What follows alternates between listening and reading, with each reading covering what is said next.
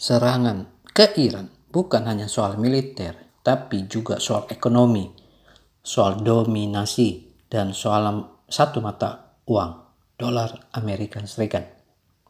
Di tengah geopolitik yang memanas, banyak negara mulai mempertanyakan, apakah ini saatnya meninggalkan ketergantungan pada dolar?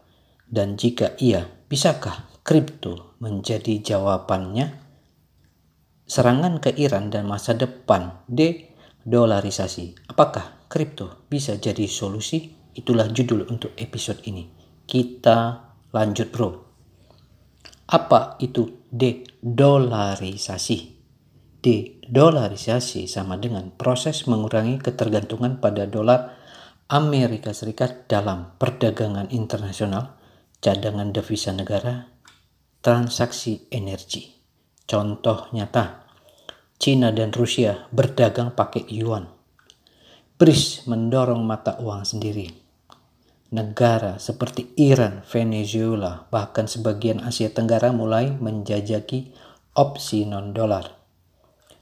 Perang serangan ke Iran dalam isu de-dolarisasi. Iran sudah lama terkena sanksi dan diblokir dari sistem SWIFT Bank Internasional. Setelah serangan militer, kemungkinan sanksi diperluas. Artinya, makin banyak negara merasa dolar sama dengan alat kontrol politik. Akibatnya, negara-negara non-barat mulai mencari jalan keluar dan kripto adalah salah satunya. Bisakah kripto jadi solusi pengganti dolar? Keunggulan kripto tidak dikontrol negara manapun. Bisa digunakan lintas batas tanpa SWIFT, transparan 24 jam selama 7 hari, dan permissionless. Bitcoin sama dengan nilai terbatas, tahan inflasi. Di Iran dan Rusia, kripto sudah digunakan diam-diam untuk perdagangan dan simpan nilai. Tapi ada tantangan, volatilitas harga, terutama BTC dan ETH. Infrastruktur kripto belum merata. Banyak pemerintah masih membatasi penggunaannya. Stablecoin dan CBDC jalan tengah. Stablecoin USDT, USDC, DAI digunakan untuk perdagangan di negara krisis. Stabil terhadap dolar tapi bebas dari sistem bank. CBDC, Central Bank Digital Currency, sama dengan mata uang digital resmi dari pemerintah. BRICS mulai uji coba. Cina sudah punya ECNY.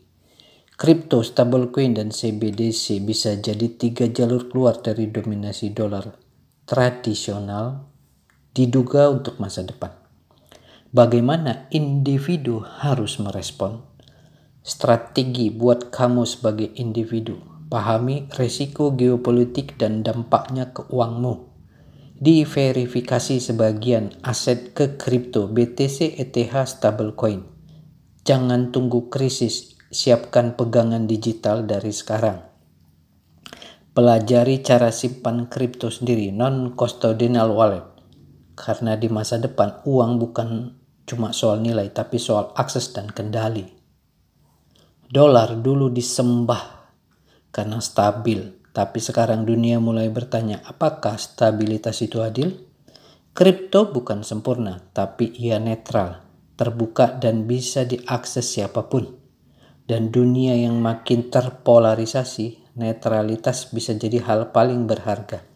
Jadi, jika dunia menuju de-dolarisasi, kripto bukan pengganti dolar sepenuhnya, tapi ia bisa jadi alat untuk menyusun ulang peta ekonomi global. Penutup sebagai pesan waspada. Di balik semua euforia teknologi dan janji kebebasan finansial, kita tetap hidup di dunia yang penuh ketidakpastian dan kontrol. De-dolarisasi mungkin terlihat seperti peluang, tapi bagi banyak negara ini juga adalah tanda bahwa sistem global sedang retak. Kripto memang menjanjikan kebebasan, tapi kebebasan tanpa pengetahuan adalah pintu ke bahaya baru. Jadi waspada, belajar, dan jangan hanya ikut arus di masa depan yang tidak pasti. Yang selamat bukan yang paling berani, tapi yang paling sadar arah. Terima kasih, jangan lupa like, komen, dan subscribe. Ikuti episode-episode berikutnya.